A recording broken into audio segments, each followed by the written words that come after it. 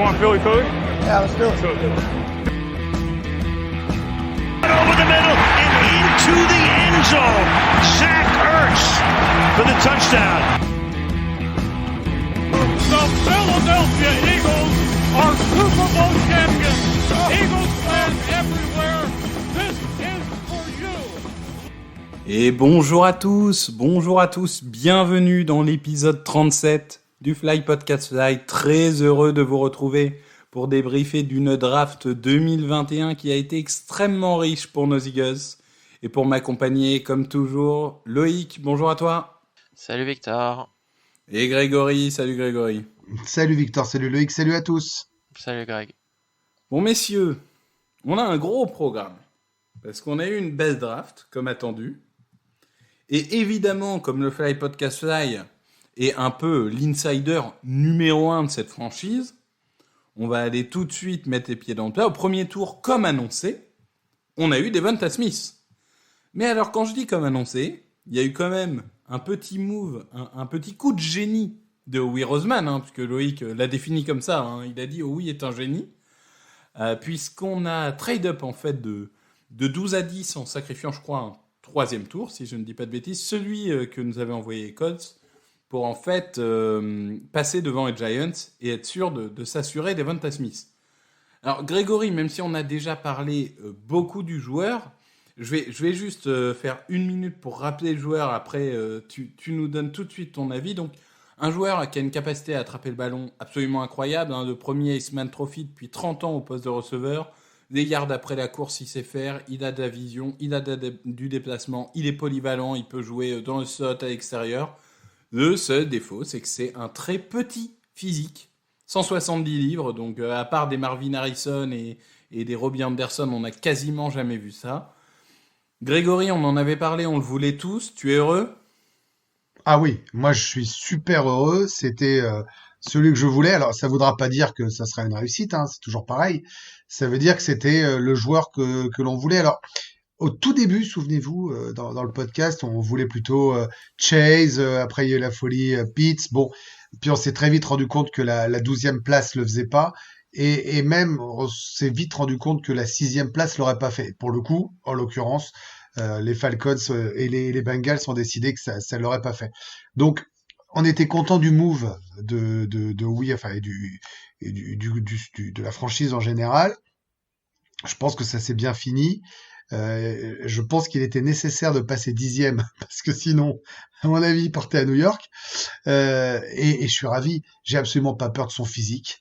Je ne vois que ses mains qui sont hyper sûres, incroyablement fiables. Je me suis évidemment intéressé à lui après toi, qui le suit depuis plusieurs mois, mais j'ai vu des vidéos, j'ai lu des analyses, j'ai lu des histoires de coach, j'ai vu des insiders, NCAA, NFL, et c'est un garçon qui a l'air non seulement adroit, mais aussi qui fait des choses parfaitement formidables dans les routes.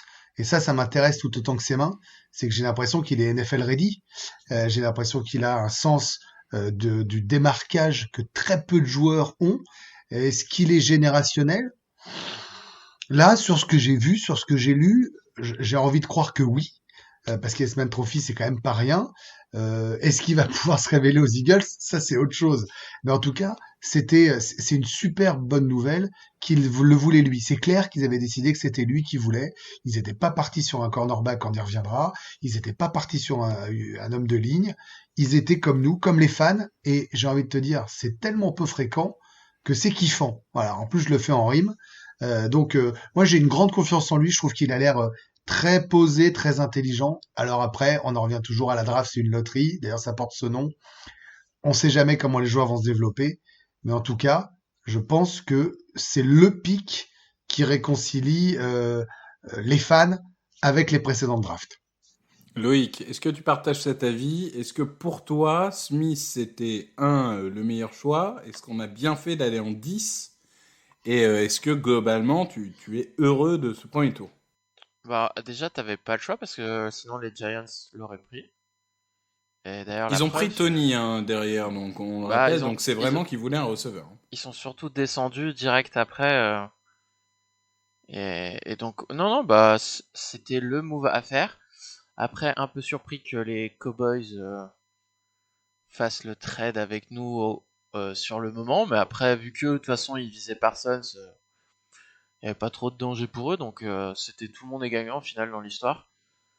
Même les Giants, je pense, puisqu'ils ont récupéré un premier tour de draft des Bears, donc au final, ça arrange tout le monde, mais c'était le move à faire, parce que vu comment s'est déroulé les premiers choix, on se disait, oulala, là on est parti, on voyait pas le quatrième quarterback arriver, c'était un peu le scénario catastrophe qu'on avait pu évoquer entre nous, c'était qu'il n'y ait pas de quatrième quarterback qui parte avant le choix des Eagles, et que du coup, arrivé au choix des Eagles, tu te retrouves un peu le bec dans l'eau et à forcer à prendre un joueur qui aurait pu être du niveau du joueur 10 sélections après, quoi. Alors que là, même si tu abandonnes un troisième tour, là tu obtiens un joueur qui a été considéré comme un top prospect dans cette draft. Donc c'est très bien. En plus, c'est un joueur qui est très fort pour battre le man-to-man. Et ça, c'est un problème aux Eagles depuis longtemps avec les receveurs. Donc c'est très bien. Il a des très bons tracés. Très peu de drop. Donc on va espérer qu'il arrive à faire la transition NFL sans trop de soucis. Et ça devrait nous faire des actions spectaculaires et excitantes dès cette année. On espère en tout cas. Ouais, moi je suis d'accord avec ça. Alors c'est vrai qu'on a vécu un peu les montagnes russes dans cette draft, parce qu'au départ, en effet, donc Pitts et Chase partent en 4 et 5. Donc on se dit, on a bien fait de pas être en 6, pour le coup. Même si certains d'entre nous, dont moi, on envisageait déjà Smith en 6 à l'époque. Donc c'était pas... c'est dire la valeur du joueur. Et puis finalement, en fait, la chance qu'on a eue, entre guillemets, c'est que Carolina, au lieu de partir sur un tackle par cornerback, ça c'était pas attendu, et que du coup les Cowboys, qui étaient en besoin de cornerback, se retrouvent en 10, sans Horn et sans Surtain. Ce qui n'était pas attendu dans quasiment aucune mock. Et du coup là, alors oui, entre guillemets, c'est bizarre de trader avec un rival de division, mais de toute façon, d'un côté comme de l'autre, soit tu arrangeais les Eagles et t'emmerdais les Giants, soit t'emmerdais les Eagles et t'arrangeais les Giants. Donc, de toute façon, perdu pour perdu, sachant qu'ils avaient personne à prendre en 10, et qu'ils savaient très bien que ni nous, ni les Giants allions partir sur Micah Parsons, je pense qu'ils ont eu raison. Ils récupèrent un 3e tour dans l'histoire, ils ont eu raison. Donc, vraiment, c'est un bon move de tout le monde, puisqu'en effet, les Giants, eux aussi, ont bien rebondi avec l'échange pour Justin Fields. Moi, je pense que vraiment, c'est le receveur dont on avait besoin. Moi, j'y crois à 2000%, 3000%, 10 000%, tout ce que vous voulez. Je pense que là, on a récupéré un leader pour notre attaque pour les années à venir. Joueur qui est... Grégory avait commencé à dire, adoré par tous ceux qui ont joué avec lui. Que ce soit les entraîneurs, que ce soit les joueurs, sur et en dehors du terrain, il fait l'unanimité. Et Dieu sait qu'on n'a pas toujours eu ces dernières années des joueurs au mental irréprochable. Non, mais attends, Là, tu peux le dire. On a eu beaucoup de débilos ces dernières années. Donc, on a eu... mais ne serait-ce que l'année dernière, entre Régor qui tweet à mi-temps et Kevin Wallace qui tweet à peu près tout le temps et qui maintenant veut récupérer 12, évidemment, ça te fera plaisir, Grégory. Non, mais là, je me lance pas là-dessus. Non, mais après, bon. c'est vrai, moi, le côté que j'apprécie le plus sur ce que j'ai pu lire de lui dernièrement, c'est qu'il est vraiment très exigeant envers lui-même. Par exemple, il y avait une anecdote où un coach disait il faisait un truc super bien, tu vois, à l'entraînement, un drill. Et lui, en fait, il était pas satisfait de lui-même, donc il a arrêté le drill en plein milieu et il a recommencé depuis le début. Non, mais ça fait partie de ces joueurs. Ça fait partie de ces joueurs où tout le monde lui a dit t'y arriveras pas. T'es trop mince, t'es pas assez fusé, t'es trop pas petit, machin, t'es trop chétif. t'es trop machin, t'es pas assez truc, etc. Et ces mecs-là qui disent ok, mais je vais travailler 3 fois plus que les autres et je vais réussir, ces mecs-là ils vont pas s'arrêter en chemin. C'est-à-dire que dans leur tête, c'est je veux prouver à tout le monde qu'ils ont eu tort et je vais devenir le meilleur. Donc vraiment, je pense que là, Jalen Hurts peut être extrêmement content. Parce que, disons-le. En plus, ils ont joué ensemble, hein. Oui, ils ont joué ensemble à une autre époque. C'est vrai aussi. Et disons-le tout de suite, les petits physiques, souvent, ce qu'on craint, c'est qu'ils soient souvent blessés. Devonta Smith, c'est quasiment 0 pépin dans sa carrière. C'est pas parce qu'il est fin qu'il est fragile. Il a loupé 0 match, je crois, sur blessure. Donc, c'est ça, et il y avait 2 matchs où il était diminué. Donc on globalement. va espérer que la malédiction Eagles. Donc évidemment, que la malédiction Eagles étant ce qu'elle est, première semaine, il se casse le tibia, évidemment. Après, est-ce qu'on peut s'amuser dans ce podcast parce que là, c'est la deuxième draft qu'on vit ensemble, et c'est assez intéressant, c'est qu'on se retrouve avec deux receveurs 2 années de suite en premier choix. Et on sait que l'an dernier, il y avait, les receveurs n'ont pas été sélectionnés aussi haut que cette année. Ils sont même tombés assez bas. Et nous, on s'est retrouvé avec Reagor. Alors, ça aurait pu être Lamb, ça aurait pu être Jefferson ou Reagor. Bon, ça s'est joué à, voilà, c'est le coup de dé, quoi. On est tous les trois d'accord, même si je sais que vous aimiez bien, et notamment Loïc, et c'est pas un reproche quand je dis ça, hein, qui aimait bien Reagor. Peut-être d'ailleurs que ça va le booster cette année, hein, Reagor. On voit qu'il est parti s'entraîner, qu'il est un peu plus appliqué, un peu plus sérieux. Que là, on n'est pas sur le même type de joueur. Là, on est sur un mec qui est un étage au-dessus. Ah bah oui, un immeuble au-dessus, oui. Mais je pense que Reagor, par contre, ça va lui permettre de se recentrer sur le slot, enfin j'espère en tout cas, et de faire ce qu'il sait faire, c'est-à-dire dynamiter les défenses depuis le slot. Bah, je pense Donc, ils vont alterner tous à peu près sur le terrain. Je pense que. donc Mais globalement, non, moi j'aime beaucoup.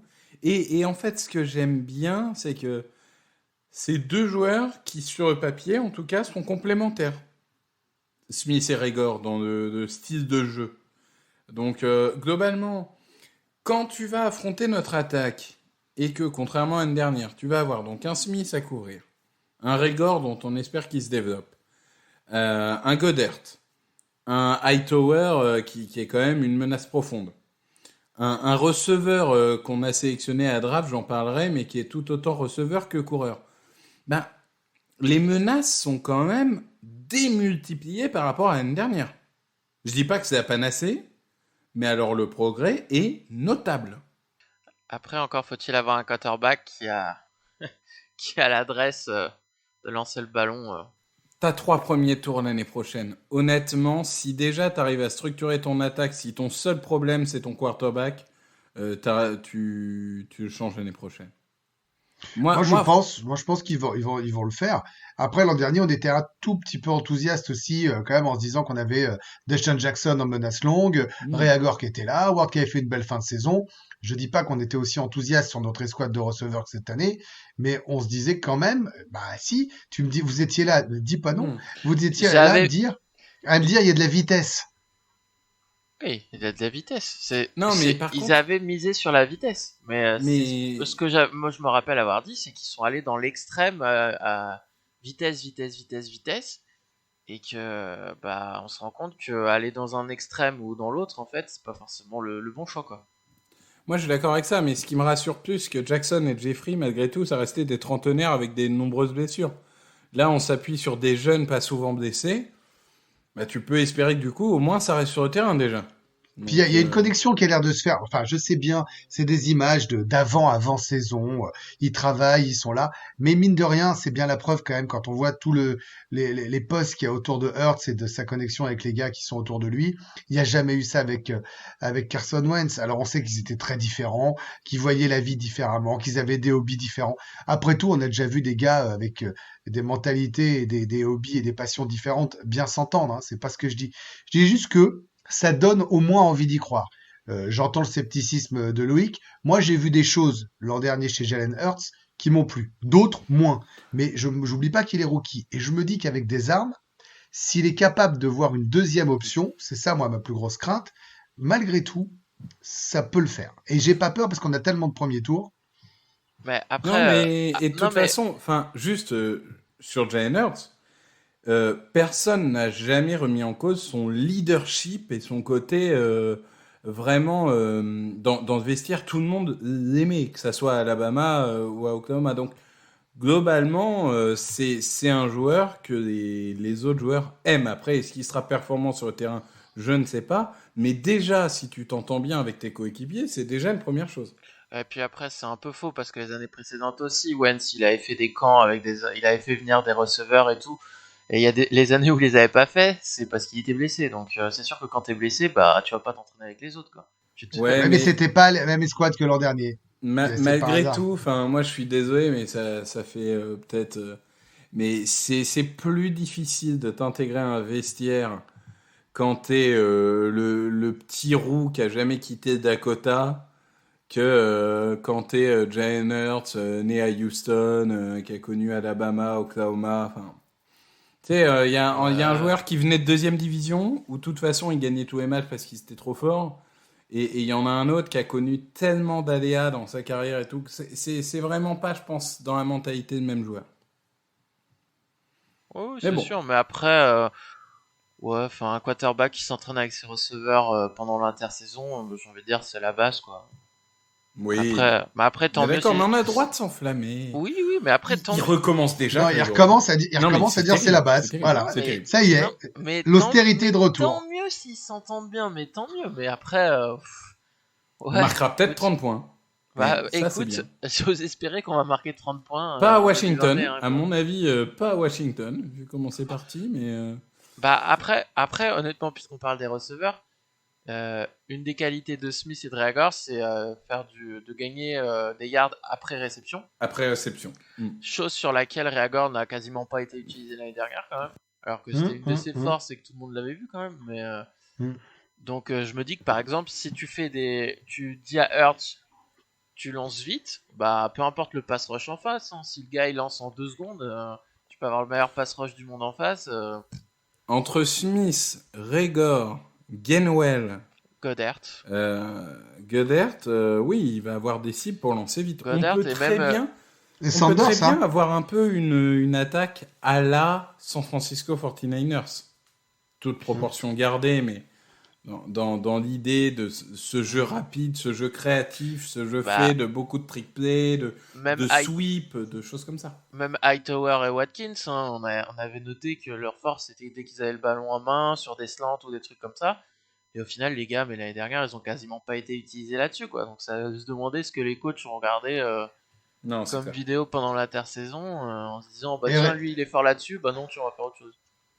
Et Reagor, pareil, il pourra être utilisé en special team parce que c'était un des drames l'an dernier. Oui, C'est peut-être que- qu'il va enfin pouvoir retourner des punts. Oui, il a retourné une fois, il a mis un touchdown, donc on a peut-être le droit d'espérer le voir plus de fois. Mais après, pour moi, le point le plus important pour Reagor, c'est qu'au final, ça va. Parce que moi, c'est un des trucs que j'avais évoqué l'année dernière, c'était on va lui en demander trop pour sa première année. Tout le monde va être focalisé sur lui parce qu'il n'y avait pas eu d'autres renforts. Alors que là, cette année, en fait, tout le monde va être focalisé sur Smith en priorité. Et Oui, du je coup, suis d'accord. Je pense que ça va faire beaucoup de bien. Ouais, je pense qu'il va être un peu dans l'ombre. Il va avoir un gars qui passe son temps à travailler. Donc, si ça peut lui donner des bonnes idées et juste lui enlever de la pression, bah, je pense que ça peut être tout bénef. Ouais, c'est vrai. Bon, je pense qu'on a fait le tour sur ce premier tour. Vraiment, C'est t'as vu, moi aussi excellent. en jeu de mots, je suis bon, hein, Grégory, il n'y a pas que toi. Hein. Oui, mais enchaîne quand même, va. Du coup, on va parler du deuxième choix, Landon Dickerson. Ah. Donc, c'est le choix le plus polarisant qu'on ait eu. Je vais faire très vite et très simple. Niveau talent, c'est un top 15 talent de la draft. C'est un frigidaire, c'est des mains violentes. C'est un leader à tel point que, enfin, je veux dire, quand même, Nick Saban, entraîneur d'Alabama, qui est un peu le Bill Belichick de la NCAA, lui a rendu hommage comme il rend rarement hommage aux joueurs. C'est un joueur qui a joué aux 5 postes de la ligne, même si il sera quand même meilleur à l'intérieur, quoi qu'il arrive. Donc ça, c'est vraiment les bons côtés. Le mauvais côté, il est simple. Il y a 4 saisons qui se sont arrêtées pour blessure. 2 fois les ligaments, 2 fois les chevilles. C'est un pari absolument colossal. C'est-à-dire que s'il est sur le terrain, c'est un vol. Mais le pourcentage de chance qu'il soit sur le terrain est quand même réduit. Loïc, est-ce que tu es emballé ou est-ce que tu restes sceptique sur un joueur qui s'est autant blessé ? Moi, je trouve que c'est un choix débile. Dans le sens où tu es en reconstruction et avec le pic 37 où on espérait tous avoir un titulaire assez rapidement, on se retrouve avec un gars qui s'est fait opérer des 2 genoux et des 2 chevilles à 22 ans. Bah... On a failli faire 2 sur 2, on aurait pu avoir Asante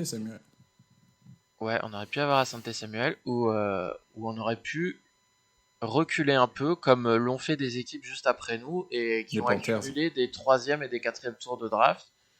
Où au final, quand tu regardes, bon, c'est facile après coup la draft, tu te rends compte qu'à ces choix-là, tu aurais pu trouver des joueurs qui auraient pu contribuer. Donc, écoute, j'espère que en NFL, il va avoir une carrière longue et surtout qu'il va être épargné par les blessures. Mais après, c'est sûr que s'il est tout le temps blessé en NFL, ils pourront pas dire ah bah on est surpris. Parce que là, pour le Grégory, coup, je crois que tu étais beaucoup plus enthousiaste, toi, sur ce choix. Bon, bah, de toute façon, ça change pas, c'est nos caractères. Non, après, je suis pas enthousiaste, je suis partagé. C'est difficile d'être. Je connaissais pas le garçon avant, j'ai lu une fois de plus pareil, je t'ai entendu le dire top 15, j'ai vu les blessures, j'ai vu les hommages. Ouais, quand il est sur le terrain, c'est extraordinaire. C'est-à-dire que le récupérer à cette place-là, c'est pas normal. Et c'est donc ça qui est un peu inquiétant, parce que c'est pas normal de le récupérer en termes de talent. Maintenant, bah, on va se dire que les ligaments c'est fait, il n'y a pas de raison que ça repète. Les chevilles, bon, bah, on va dire que c'est fait. Bon, bah, manque de cul, les chevilles, ça peut péter à tout moment. Non, il y a des joueurs comme ça qui ont été souvent blessés en université ou même au début de carrière et puis qui ont réussi à faire des carrières assez longues. Moi, je pense que en fait, il faut, quand tu le regardes en choix débile, comme a dit Loïc, en deuxième tour, tu peux entendre ça. Quand tu le regardes dans le tableau global de notre draft, qui est plutôt très réussi, je peux déjà dire là, pour moi en tout cas, et pour beaucoup, je me dis que c'est un pari qui se tente. Clairement, il voulait pas d'Asante Samuel, parce que sinon il l'aurait pris. Il voulait pas de cornerback, et on est sur une confiance à Avante Maddox qui est claire, nette et précise, qui c'est un des grands gagnants de la draft. Voilà, ce garçon. Donc, à partir du moment où il partait pas sur un cornerback dans les options, eh ben autant le prendre lui là-dessus quand tu vois ce que tu as drafté derrière. Donc tu jettes la pièce, ça retombe sur pile, il est pas blessé, t'es un énorme génie, ça retombe sur face, et ben tu t'es vautré, et t'as intérêt à ce qu'il y en ait 3-4 dans cette draft qui fonctionnent. alors, Ouais, c'est vrai que l'exemple typique, si on veut avoir la positive attitude, j'en parlais dans nos conversations, c'est Frank Gore. Frank Gore, Ouais. il se fait 2 fois les ligaments en université, et depuis, ça fait 20 ans qu'il est en NFL et qu'il se blesse quasiment jamais. Là où je te rejoins, Grégory, c'est que finalement, moi, c'est pas tant les ligaments qui m'inquiètent, parce que les ligaments, bon, ça peut péter, c'est vrai que c'est long à recover, mais c'est pas très grave pour un lineman intérieur, c'est plus les chevilles qui m'embêtent. Parce que si les chevilles sont fragiles, ça c'est plus embêtant pour moi. bah, il y Mais a forcément des joueurs qui vont lui rouler sur les chevilles, que ça soit aux entraînements ou pendant les matchs. Hein. ouais, alors il faut se veto pour lui rouler dessus, par contre. Mais Bah, non, après, c'est débile, il suffit juste qu'un coéquipier qui soit à côté, il tombe en arrière à cause d'un défenseur et lui tombe sur les chevilles alors qu'il le voit pas. Ouais, mais ça peut arriver à n'importe quel joueur, ça, ouais. Loïc. Moi, Ouais, mais- moi, je vais te dire Non, mais honnêtement, si on avait.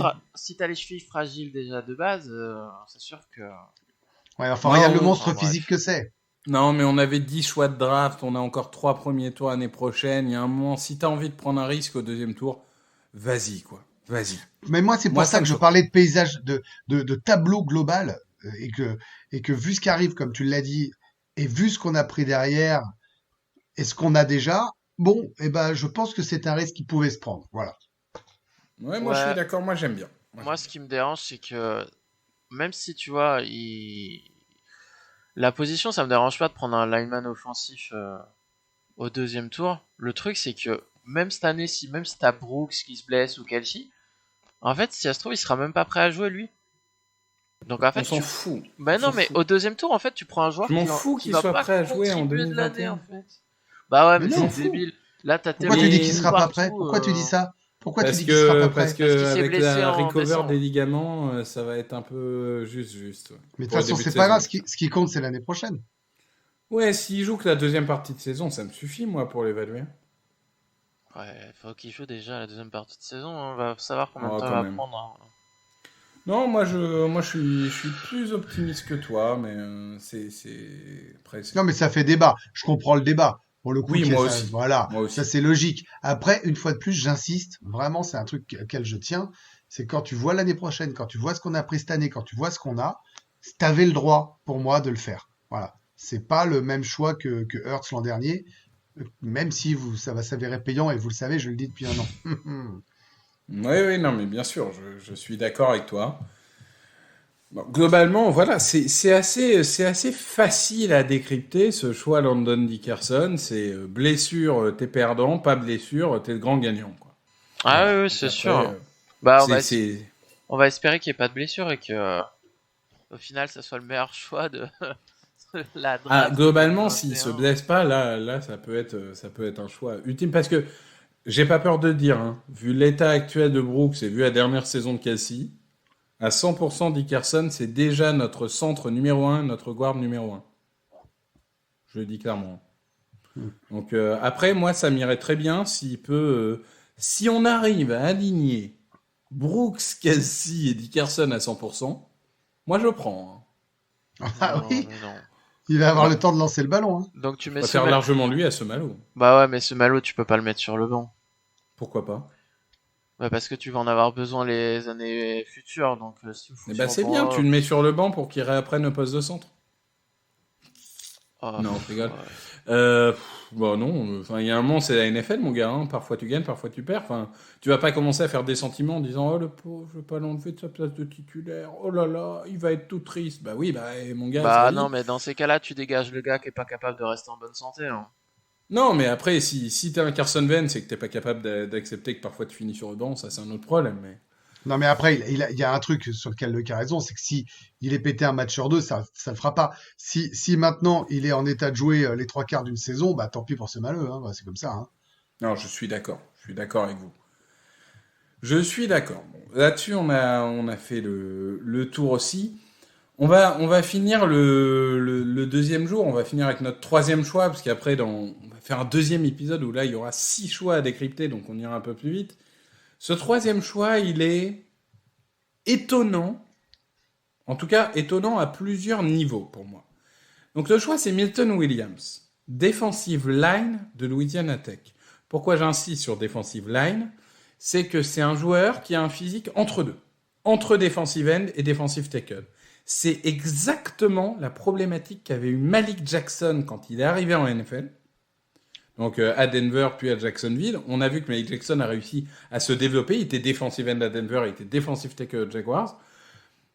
Il est entre les deux. Donc quel sera son meilleur poste, j'ai envie de dire? Ça dépend du coach et de comment il le fait travailler. C'est des mains violentes. C'est un peu brut, c'est sûr. C'est une année de très haut niveau, c'est sûr, mais en même temps, dans cette draft, entre les opt-out et etc., des joueurs qui n'ont qu'une seule année de haut niveau, il y a quasiment que ça. Et du coup, après, la question, c'est qu'est-ce qu'on fait? Est-ce qu'on fait jouer gap A, gap B? Est-ce qu'on fait jouer 5 techniques? Enfin, il y a beaucoup de façons d'utiliser ce joueur. Et c'est vraiment un diamant brut. Mais alors, bonne chance pour trouver le bon système. Et je vais juste... Moi, comme ça, j'aurais donné mon avis et je vous laisse parler juste après. Moi, ce choix de Milton Williams, et peut-être que je me trompe, mais quand je vois un Fletcher Cox, un Javon Hargraves et un Milton Williams, ça ne me choquerait pas qu'on nous annonce dans un mois que notre défense passe en 3-4. Je ne serais pas forcément étonné. Le seul problème, si tu passes en 3-4, c'est Brandon Graham. Parce que Brandon Graham, c'est pas un linebacker de 3-4. Donc, qu'est-ce que tu fais de Brandon Graham? Mais alors, si on reste en 4-3, ce qui est tout à fait envisageable aussi, la question, du coup, ça va être le poste de Milton Williams. Et là où le côté fan fait que j'ai pas l'expérience d'un coach, je ne sais pas quel sera son meilleur poste à haut niveau. Grégory, Milton Williams, qu'est-ce que tu en as pensé, de ce que tu en as vu, de ce que tu en as lu? Il y a un truc sur lequel on avait besoin d'un garçon de ce profil-là. Je sais pas si c'est le bon choix. Je m'aventurerai pas dans c'est une bonne idée, une mauvaise idée. C'est vrai qu'on savait pas trop mettre la pression, qu'on avait besoin d'électricité. Je dis souvent qu'un joueur doit être électrisant. Pour le coup, je pense qu'on est sur une petite bestasse là. Hein. On est sur quelqu'un qui est capable d'être très explosif. Voilà, et les Américains disent souvent qu'il est explosive power avec des mains très actives. Pour moi, c'est la plus grosse inconnue de cette draft. Voilà, on parlera dans le prochain épisode de ce qui arrive derrière. J'ai déjà donné mon sentiment sur les deux premiers choix. Il faut aussi penser à l'après, mine de rien quand même.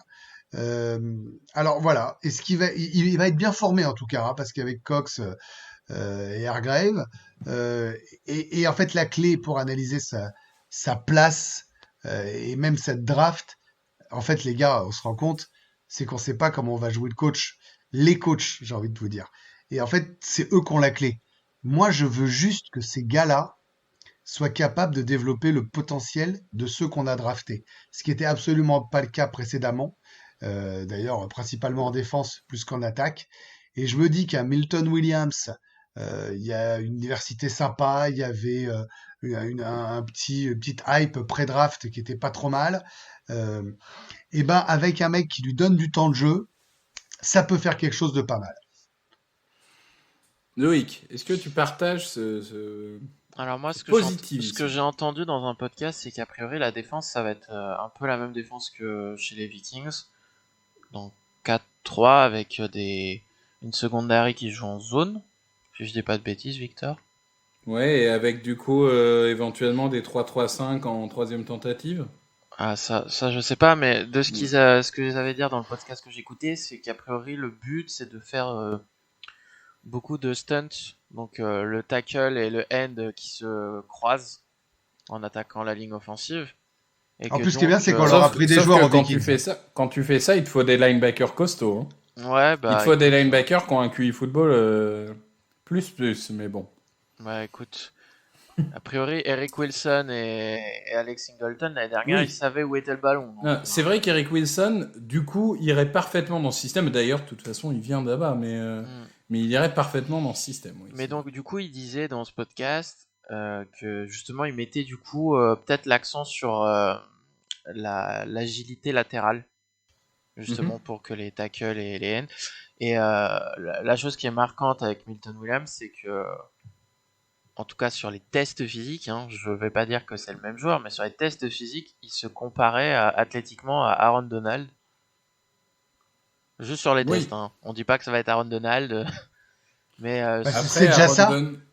Ouais, Aaron Donald, c'est compliqué à évaluer. Parce que des mecs qui ont le physique d'Aaron Donald, Ouais. il y en a beaucoup. Il y en a pas beaucoup Mais, qui sont devenus. non, mais par contre, ce qui est c'est marquant, comme- c'est qu'il y avait une autre comparaison avec le cornerback des Jaguars qui a été pris au début du deuxième tour, où il était plus explosif que le cornerback, quoi.